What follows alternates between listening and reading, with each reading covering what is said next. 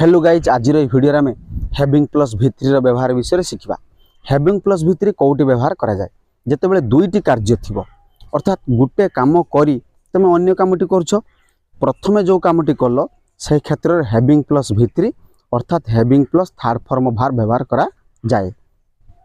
केते गुडे उदाहरण नेबा मनकर मु जलखिया खाई सारी मार्केट को जाउछि अर्थात जलखिया खाई सारी मार्केट को जाउछि ताने जलखिया खाइबा कामटा ला प्रथम एई प्रथम काम पई हैविंग प्लस V3 व्यवहार करा जिवो।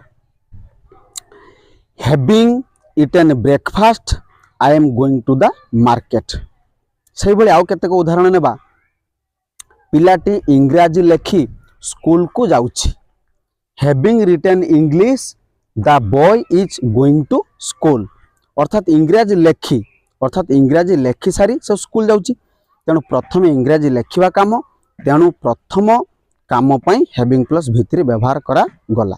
से भली आउ केते गुडे उदाहरण नेबा सीता रोषेई करी टीवी देखुछि having cooked food Sita is watching TV अर्थात सीता प्रथम रोषेई करछि तापर टीवी देखुछि तेणु प्रथम जो रोषेई करिवा कार्य ता पई हैविंग प्लस V3 व्यवहार करा गला।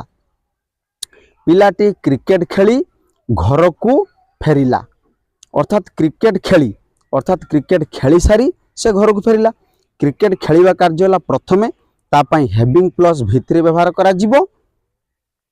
Having played the cricket the boy came back home अर्थात एई वीडियो रे में हैविंग रो गुटे अन्य व्यवहार विषय जाने पई चाहउचंती डिस्क्रिप्शन बॉक्स रे थिबा लिंक को क्लिक करिके जानि पारिबे। नेक्स्ट वीडियो रे में प्रेजेंट पार्टिसिपल बा भार्ब रो ING विषय रे जानिबा।